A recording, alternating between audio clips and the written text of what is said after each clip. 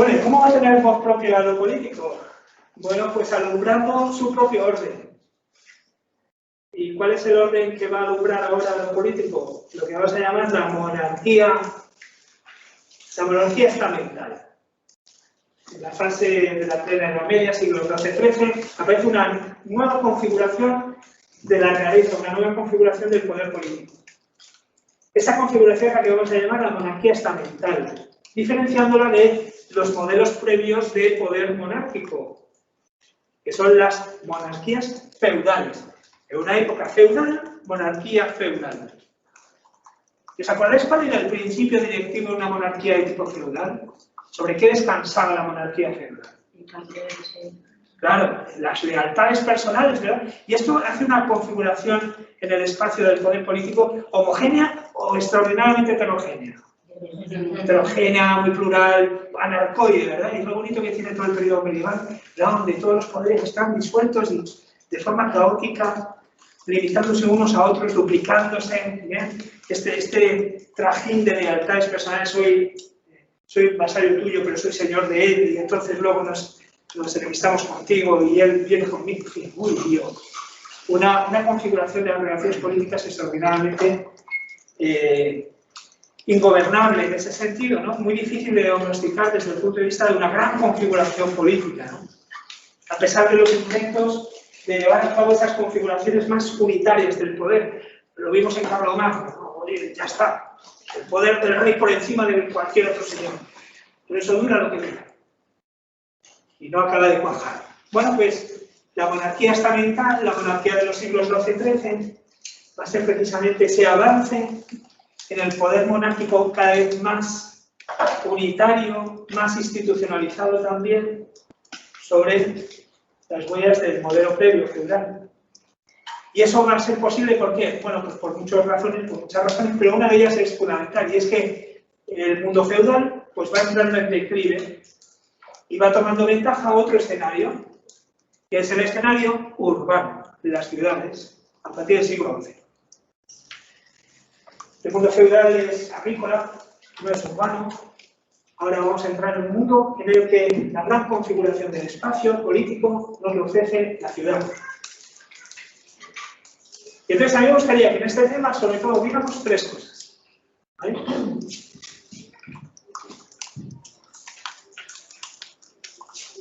Un primer capítulo, los dos primeros puntos, luego de esto yo voy a hacer el campo de ya aviso.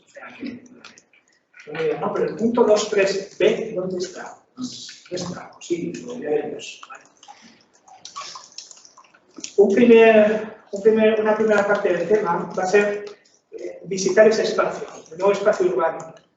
Y una importancia extraordinaria, la recuperación de la ciudad. Siglos XI, XII, y además se produce en contextos muy distintos, porque son ciudades de viejo cuño, ¿no? Las ciudades de la antigua, ciudades antiguas que se recuperan.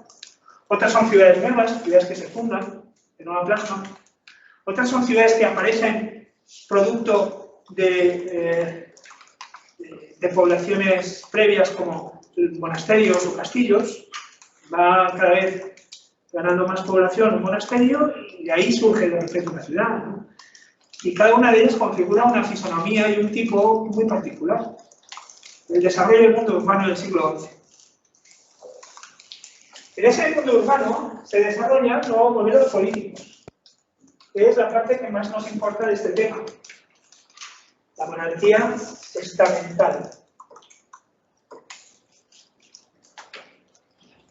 Y dentro de la monarquía estamental, un punto muy importante que es el desarrollo del sistema representativo, que hoy llamamos parlamentarismo. Las cortes, el desarrollo de las cortes reales, la celebración de cortes. Al principio van a ser celebración de cortes con no mucha frecuencia, pero son muy importantes. Van a ser una copia, en cierto modo, de lo que ya pasaba antes en la Iglesia. Porque la Iglesia tiene sus sínodos y sus curiales. Esas estructuras que en realidad tienen origen romano, que han sido incorporadas en la vida de la Iglesia con normalidad, ahora van a ser aplicadas en el mundo civil, en las nuevas monarquías. La convocatoria de cortes, ya veremos para qué. Y vamos a ver que ahí disputamos ingleses y españoles, para ver quién vino antes, si el parlamentarismo inglés o el parlamentarismo en España. Las primeras cortes son las que dieron lugar a lo que incluso en el derecho constitucional a veces se llama, de forma exagerada, primer texto constitucional. La Carta de Juan Sin Tierra como una de las grandes fuentes del derecho constitucional. Juan Sin Tierra, hijo de aquel Enrique que veíamos en la película de Beckett, ¿vale? De Enrique II.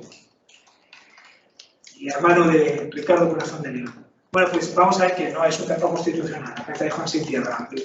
Es un pacto, eso sí, de la nobleza con del rey con los nobles, asumiendo los derechos, jurando los derechos que los nobles le imponen, limitando su propio poder. Eso es la Carta de Juan Sin Tierra.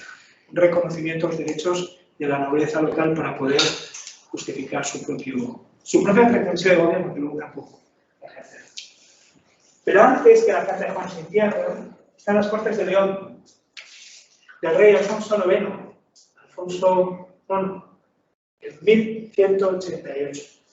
Entonces vamos a entrar un momento a ese capítulo y además veremos un pequeño vídeo que, aunque lo tengáis en la Blackboard, yo voy a rescatar únicamente 10 minutos. Todo lo demás es propaganda de la Junta de Castilla y León. Entonces está muy bien y comer de meses y este tipo de cosas, pero lo que nos interesa solamente es lo de las Cortes de León, que está bien explicado ahí, nos sirve este pequeño vídeo, ya veremos. Y un tercer elemento del tema, que es, digamos, ya de carácter intelectual, las ideas. En este escenario político, en ese escenario urbano, se desarrollan ciertas instituciones, la veremos, como por ejemplo la universidad. El entorno universitario hace que circulen las ideas de forma nueva, metodológicamente, y además ciertas doctrinas que hasta ahora en Europa pues, no se habían escuchado, de origen griego pagano. Sí conocíamos mucho a Platón, si uno se coge el Policraticus de Juan de Salisbury, verá que hay mucha referencia clásica, pagana, pero faltan algunos de los que, sin embargo, van a ser las bases del desarrollo de la alta Edad Media y del tránsito a la modernidad, como fundamentalmente Aristóteles, ¿no? Y entonces, para eso necesitamos el trabajo de los comentaristas islámicos, el trabajo de su traducción latina, necesitamos la universidad, pero la universidad necesita estar en la ciudad, no puede estar en el campo, ¿verdad? Y además necesita cierta vidilla económica, ¿no? Porque el estudiante medio es voraz, tiene ganas de comer y sobre todo de beber, en aquella época más de beber que de comer, y entonces necesita una cierta infraestructura, desde tabernas hasta residencias universitarias y, por supuesto, institución que hay que recuperar, como sea, las cárceles de la propia universidad, para llevar al estudiante díscolo y también al profesor al calabozo cuando sea preciso. Bueno, necesitaba una estructura, una infraestructura, la vida urbana se la proporciona y eso hace imposible cierta circulación de ideas que antes no hubiera sido imposible. Además, se pueden producir libros de una manera distinta. Veremos, esto es muy bonito, ¿no? Porque, claro, ¿os acordáis cuando robaron en Santiago de Compostela el Códice Calistino? Un libro de la época carolingio, cuando a veces se habla del Renacimiento carolingio, ¿no? Que son grandes producciones muy hermosas, muy ilustradas, ¿no? Una caligrafía más específica y las miniaturas y muy iluminados, ¿no? Los textos. Pero con esos textos uno no puede ir a clase, aunque viendo las mochilas que a veces eran los niños, pero no puede ir uno a clase con esos libros. Son libros gigantes, imposibles de manejar. Eso. Reproducir, copiar esos libros a falta de imprenta, reproducirlos, lleva un tiempo bestial. Pero ahora, para el estudiante medio, ¿no? El estudiante que necesita recursos, que tengo que estudiar para aprobar la asignatura, pues léete este libro Y entonces entre los estudiantes se repartían el libro en piezas, en pequeños fascículos, y cada uno copiaba un fascículo, y así se va reproduciendo el saber. Esto es lo que hace posible la universidad, esto se hace posible en la ciudad. Fuera de la ciudad no es posible la circulación de las ideas.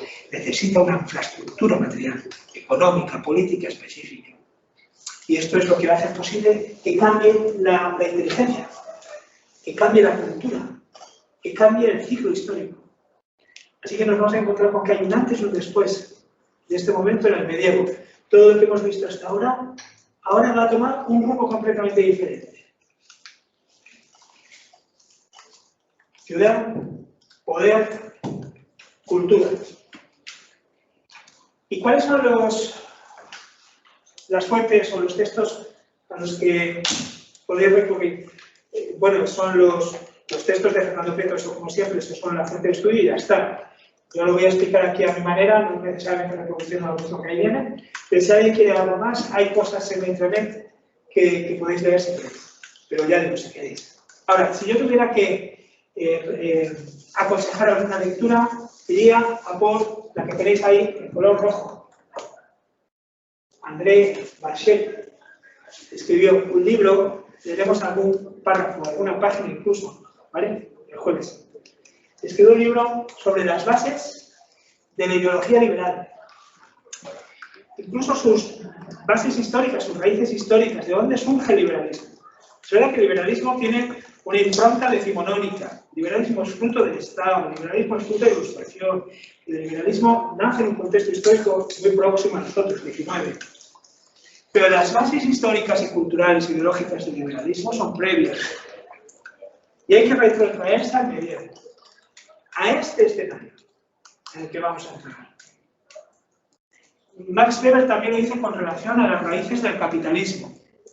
Pero, para Weber, al contrario de otros incluso contemporáneos suyos, las raíces del capitalismo hay que llevarlos al luteranismo, sobre todo al calvinismo.